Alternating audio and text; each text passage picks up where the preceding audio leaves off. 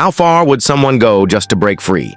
And how far back must they walk when all of it falls apart? Today, we're stepping into one of the most raw and emotional stories ever told. This isn't a tale of fantasy. It's real. It mirrors what so many people live through. A son takes everything he's given and vanishes into the world. But life doesn't play out how he imagined. This story, it's not just about mistakes. It's about what happens after the fall. You're watching Story of Grace. Hit that subscribe button now if you're ready for stories that speak to the soul. Don't miss the ones we've got coming.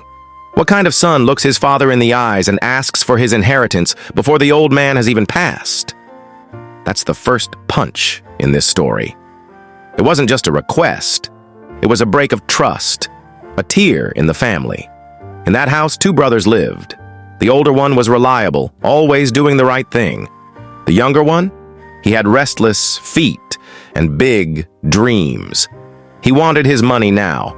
He didn't want to wait. He had plans, and none of them included staying home. He went to his father and asked for his share. In their culture, that was a shocking move. It was like saying, "You mean nothing to me alive. Just give me what's mine." But the father didn't yell. He didn't shame him. He simply gave him what he asked for. Can you imagine what that moment felt like? The air must have gone cold. The silence must have been thick. But the son took the money, packed up, and left. Not just the house, but everything it stood for. Every city lights up when you've got money to burn. And that's exactly what he did. He wasn't just spending. He was proving something. To himself. Maybe to the world. Fancy clothes, wild nights, laughter that felt real, friends that showed up whenever he called. For a moment, it felt like he made it. But moments like those don't last. The money started to slip through his fingers. Slowly at first, then all at once. His circle of friends shrank. The laughter faded. The sparkle wore off. He was alone in a city that didn't care. And then came a famine. When it rains, it pours.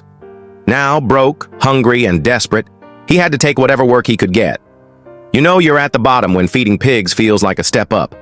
That's where he landed. A job that no one wanted, in a place that reeked of failure. Pigs were considered unclean, and now he was one of them. Not literally, but in the eyes of society, he was as low as it got. He wasn't just feeding them. He was eyeing their food, wondering if he could eat it too. He had nothing, not even dignity. But something shifted. Maybe it was hunger. Maybe it was the echo of his past. He started remembering his father, the house, the workers who always had enough to eat. And suddenly, that muddy field didn't feel like the end. It felt like the beginning of something else. He dusted himself off, what little dust there was left. His clothes were torn. His heart was heavy. But he made a decision. He would go home. Not as a son. That door, he thought, was closed. But maybe as a servant. Maybe his father would let him work, sleep in the barn, earn food with sweat. He rehearsed the words. "Father, I've sinned. I'm not worthy to be your son." Over and over, step after step, he repeated them. Each word was heavy. But with every step, hope started to rise. Maybe the door hadn't closed all the way. He was still a long way off when his father saw him. That means the father was watching. Every day, looking out into the distance, holding on to the hope that maybe, just maybe, his son would return. And when he saw that figure on the road, he didn't wait. He didn't walk. He ran. That's right. The man picked up his robe and ran. In that culture, older men didn't run. It was undignified. But this wasn't about dignity. It was about love. He threw his arms around his son. The son began his speech. "I've sinned against you." But the father cut him off. He wasn't interested in shame. He was interested in celebration. He called the servants. "Bring the best robe. Get the ring, sandals. Kill the calf we've been saving. We're throwing a party tonight." The son didn't earn it. He didn't deserve it, but he got it anyway. That's what grace looks like. Inside, the music played. Laughter filled the rooms. Plates were stacked with food. People danced. But outside, someone else stood watching. The older brother. He had been working in the fields, doing what was right. And when he heard what was happening, he didn't smile. He didn't celebrate. He got angry. He refused to come in. He pulled his father aside. "I've been here. I've done everything right. You never threw a party for me." And the father? He didn't scold him. He said, "You're always with me. Everything I have is yours.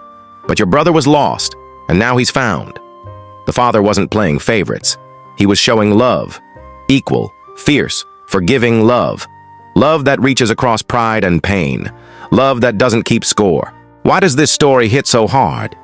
Because we've all lived it in some way. Some of us have been the younger son, running towards something that looked shiny but turned out to be empty. Some of us have been the older brother, stuck in the loop of doing everything right and still feeling unseen.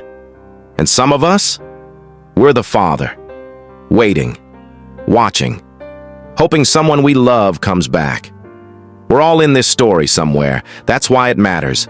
That's why it lasts. It's not just about family, it's about forgiveness, about what it means to let go of pride and choose love.